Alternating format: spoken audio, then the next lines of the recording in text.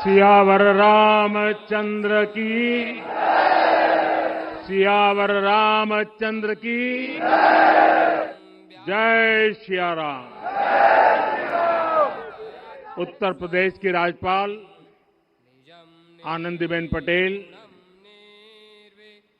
राष्ट्रीय स्वयंसेवक संघ के परम पूजनीय सरसंघ चालक डॉक्टर मोहन भागवत जी, उत्तर प्रदेश के मुख्यमंत्री योगी आदित्यनाथ जी, श्री राम जन्मभूमि तीर्थ क्षेत्र ट्रस्ट के अध्यक्ष पूज्य महंत नृत्य गोपाल दास जी, पूज्य संत समाज, यहां पधारे सभी भक्तगण, देश और दुनिया से इस ऐतिहासिक पल के साक्षी बन रहे कोटि कोटि राम भक्त, देवी और सज्जनों, आज अयोध्या नगरी भारत की सांस्कृतिक चेतना के एक और उत्कर्ष बिंदु की साक्षी बन रही है। आज संपूर्ण भारत, संपूर्ण विश्व राममय है।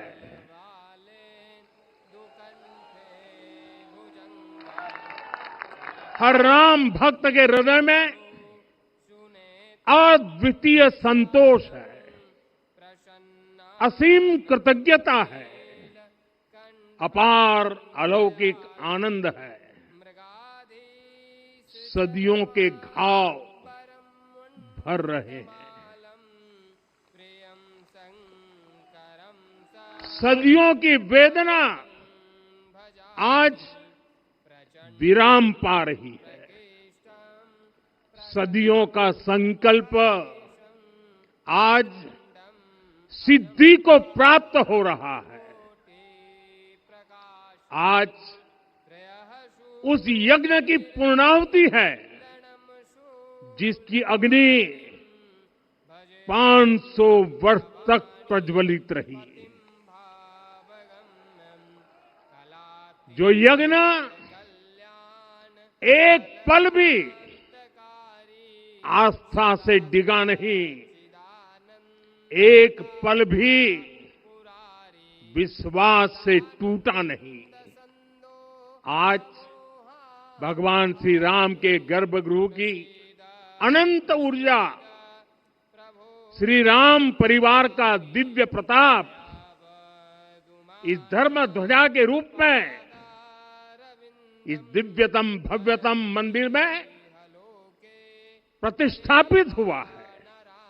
और साथियों, ये धर्म ध्वजा केवल एक ध्वजा नहीं, ये भारतीय सभ्यता के पुनर्जागरण का ध्वज है। इसका भगवा रंग, इस पर रचित सूर्य वंश की ख्याति, वर्णित ओम शब्द और अंकित कोविदार वृक्ष राम राज्य की कीर्ति को प्रतिरूपित करता है। ये ध्वज संकल्प है, ये ध्वज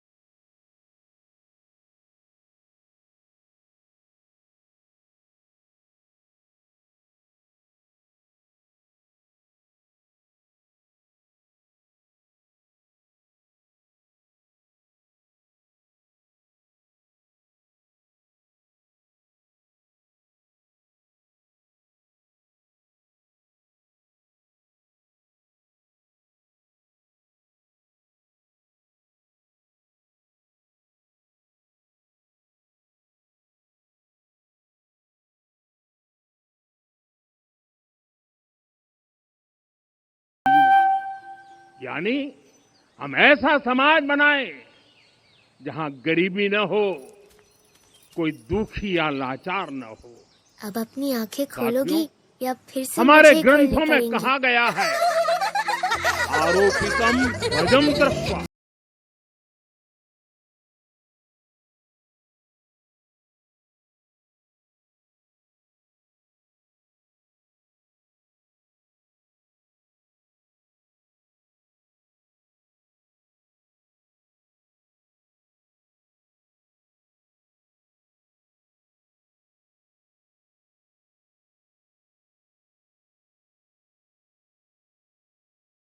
मिल जाता है।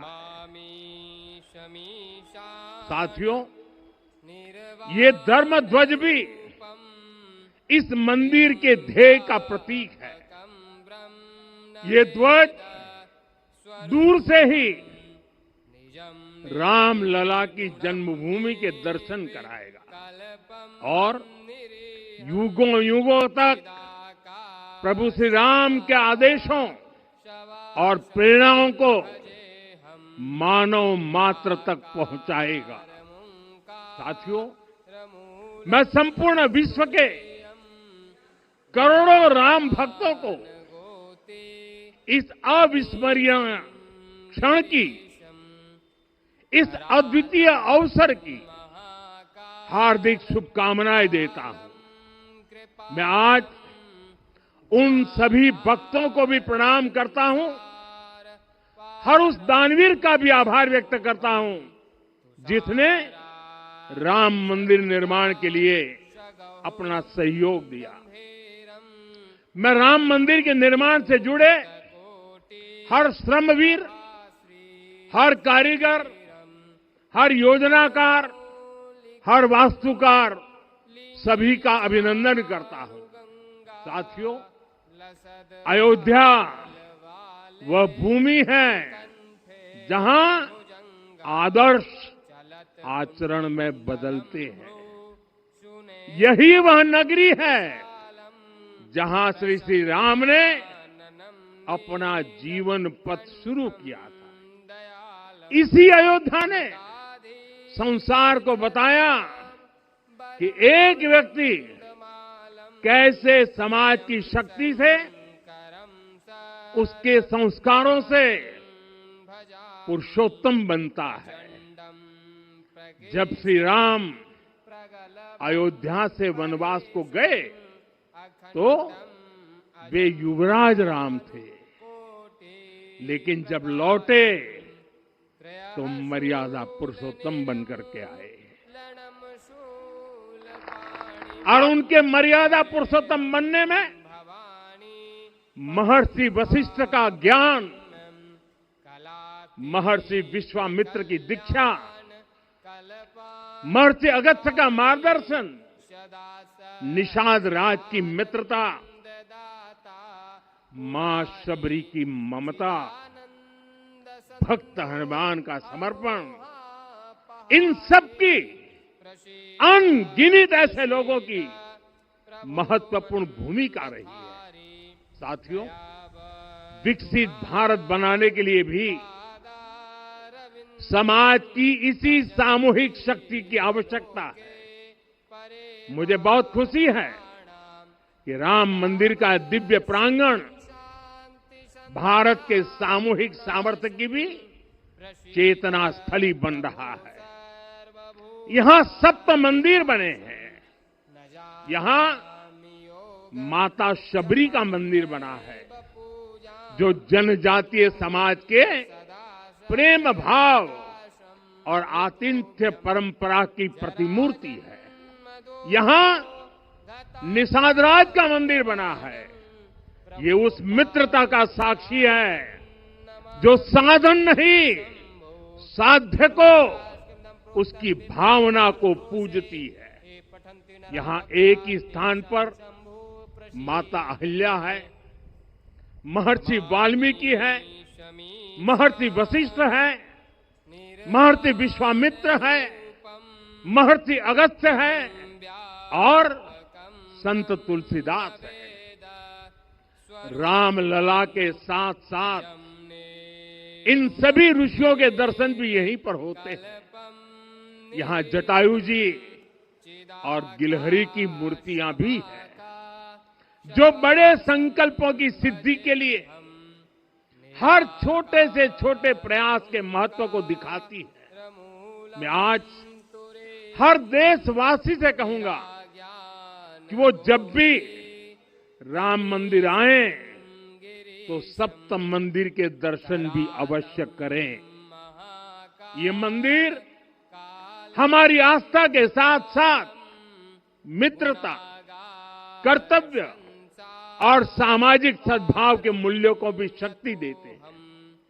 साथियों, हम सब जानते हैं हमारे राम भेद से नहीं, भाव से जुड़ते हैं। उनके लिए व्यक्ति का कुल नहीं, उसकी भक्ति महत्वपूर्ण है। उन्हें वंश नहीं, मूल्य प्रिय है। उन्हें शक्ति नहीं, सहयोग महान लगता है। आज हम भी उसी भावना से आगे बढ़ रहे हैं। पिछले 11 वर्षों में महिला, दलित, पिछड़े, अति पिछड़े, आदिवासी, वंचित, किसान, श्रमिक, युवा, हर वर्ग को विकास के केंद्र में रखा गया है। जब देश का हर व्यक्ति, हर वर्ग, हर क्षेत्र सशक्त होगा, तब संकल्प की सिद्धि में सबका प्रयास लगेगा और सबके प्रयास से ही 2047 जब देश आजादी के 100 साल मनाएगा, हमें 2047 तक विकसित भारत का निर्माण करना ही होगा। साथियों, रामलला की प्राण प्रतिष्ठा के ऐतिहासिक अवसर पर मैंने राम से राष्ट्र के संकल्प की चर्चा की थी। मैंने कहा था कि हमें आने वाले 1000 वर्षों के लिए भारत की नींव मजबूत करनी है। हमें याद रखना है, जो सिर्फ वर्तमान का सोचते हैं वो आने वाली पीढ़ियों के साथ अन्याय करते हैं। हमें वर्तमान के साथ साथ भावी पीढ़ियों के बारे में भी सोचना है, क्योंकि हम जब नहीं थे ये देश तब भी था, जब हम नहीं रहेंगे ये देश तब भी रहेगा। हम एक जीवंत समाज है, हमें दूरदृष्टि के साथ ही काम करना होगा। हमें आने वाले दशकों, आने वाली सदियों को ध्यान में रखना ही होगा।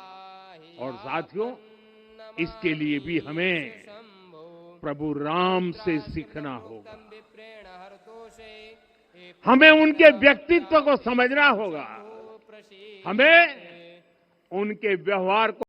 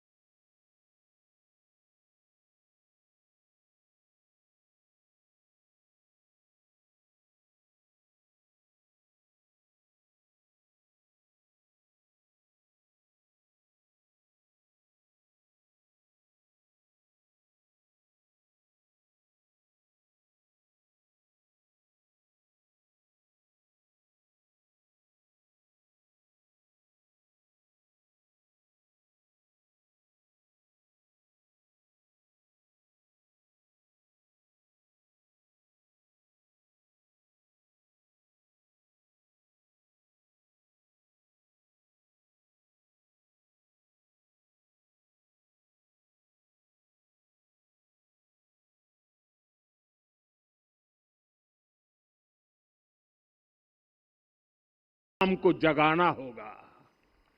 हमें अपने भीतर के राम की प्राण प्रतिष्ठा करनी होगी और इस संकल्प के लिए आज से बेहतर दिन और क्या हो सकता है। साथियों, 25 नवंबर का यह ऐतिहासिक दिन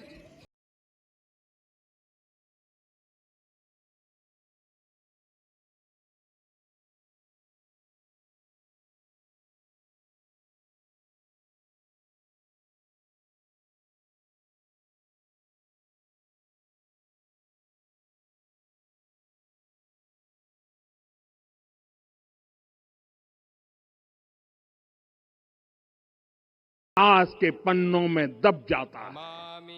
साथियों, जब भरत अपनी सेना के साथ चित्रकूट पहुंचे तो लक्ष्मण ने दूर से ही अयोध्या की सेना को पहचान लिया। ये कैसे हुआ, इसका वर्णन वाल्मीकि जी ने किया है।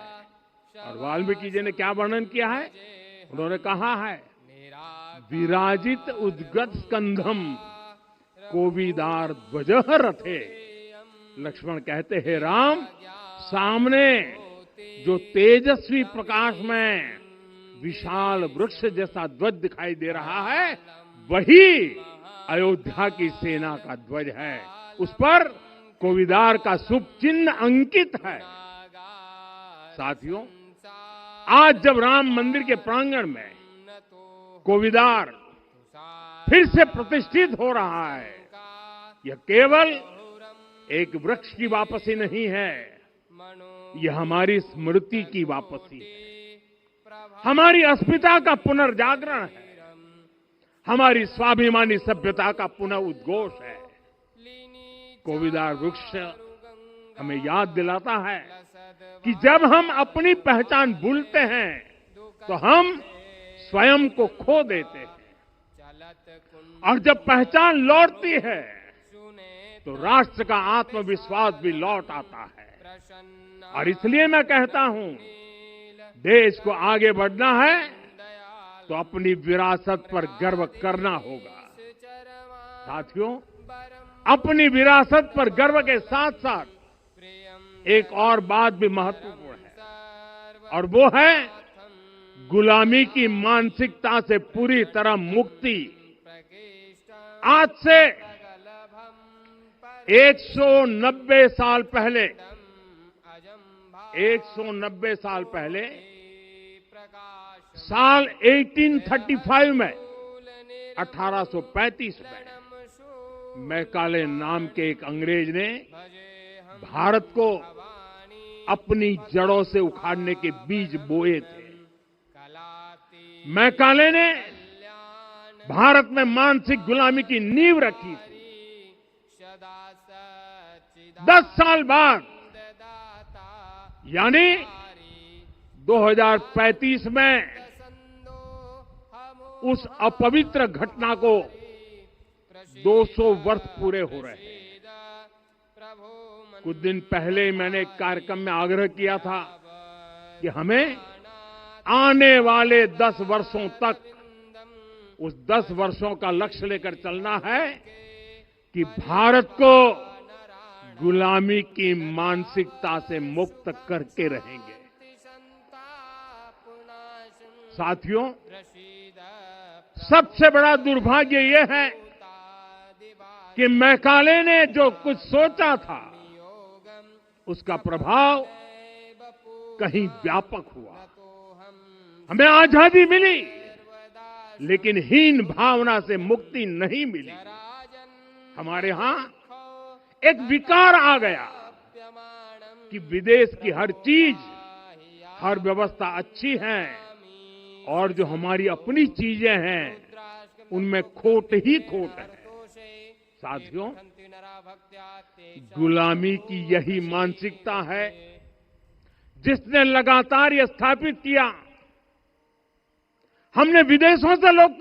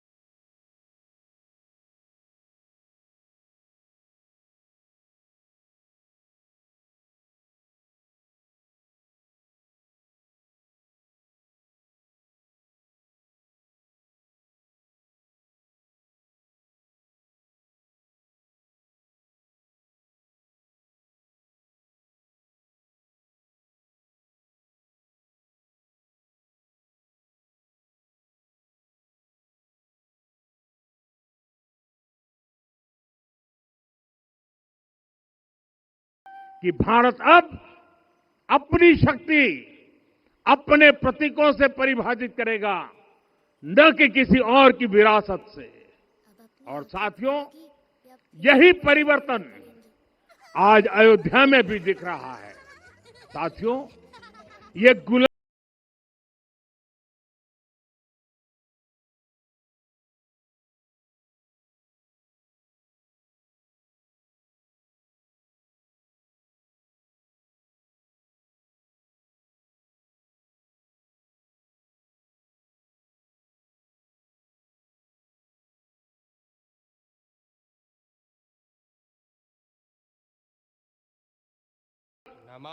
भारत के हर घर में, हर भारतीय के मन में और भारतवर्ष के हर कण कण में राम है। लेकिन गुलामी की मानसिकता इतनी हावी हो गई कि प्रभु राम को भी काल्पनिक घोषित किया जाने लगा। साथियों, अगर हम ठान ले अगले 10 साल में मानसिक गुलामी से पूरी तरह मुक्ति पा लेंगे, और तब जाकर के ऐसी ज्वाला प्रज्वलित होगी, ऐसा आत्मविश्वास बढ़ेगा कि 2047 तक विकसित भारत का सपना पूरा होने से भारत को कोई रोक नहीं पाएगा। आने वाले 1000 वर्ष के लिए भारत की नींव तभी सशक्त होगी जब मैकाले की गुलामी के प्रोजेक्ट को हम अगले 10 साल में पूरी तरह ध्वस्त करके दिखा देंगे। साथियों, अयोध्या धाम में रामलला का मंदिर परिसर भव्य से भव्यतम हो रहा है, और साथ ही अयोध्या को संवारने का काम लगातार जारी है। आज अयोध्या फिर से वह नगरी बन रही है जो दुनिया के लिए उदाहरण बनेगी। त्रेता युग की अयोध्या ने मानवता को नीति दी। 21वीं सदी की अयोध्या मानवता को विकास का नया मॉडल दे रही है। तब अयोध्या मर्यादा का केंद्र थी, अब अयोध्या विकसित भारत का मेरुदंड बनकर उभर रही है। साथियों, भविष्य की अयोध्या में पौराणिकता और नूतनता का संगम होगा। सरयू जी की अमृत धारा और विकास की धारा एक साथ बहेगी। यहां आध्यात्म और आर्टिफिशियल इंटेलिजेंस दोनों का तालमेल दिखेगा। राम पथ, भक्ति पथ और जन्मभूमि पथ से नई अयोध्या के दर्शन होते हैं। अयोध्या में भव्य एयरपोर्ट है। अयोध्या में आज शानदार रेलवे स्टेशन है। वंदे भारत और अमृत भारत एक्सप्रेस जैसी ट्रेनें अयोध्या को बाकी देश से जोड़ रही है। अयोध्या वासियों को सुविधाएं मिले, उनके जीवन में समृद्धि आए, इसके लिए निरंतर काम चल रहा है। साथियों, जब से प्राण प्रतिष्ठा हुई है तब से लेकर आज तक करीब 45 करोड़ श्रद्धालु यहां दर्शन के लिए आ चुके हैं। ये वो पवित्र भूमि है जहां 45 करोड़ लोगों के चरण रज पड़े हैं, और इससे अयोध्या और आसपास के लोगों की आय में आर्थिक परिवर्तन आया है, वृद्धि हुई है। कभी अयोध्या विकास के पैमानों में बहुत पीछे थी, आज अयोध्या नगरी यूपी के अग्रणी शहरों में से एक बन रही है। साथियों, 21वीं सदी का आने वाला समय बहुत महत्वपूर्ण है। आजादी के बाद के 70 साल में भारत विश्व की 11वीं सबसे बड़ी अर्थव्यवस्था बना। 70 साल में 11वीं। लेकिन पिछले 11 साल में ही भारत विश्व की 5वीं सबसे बड़ी अर्थव्यवस्था बन चुका है। और वो दिन दूर नहीं जब भारत विश्व की 3री सबसे बड़ी अर्थव्यवस्था भी बन जाएगा। आने वाला समय नए अवसरों का है, नई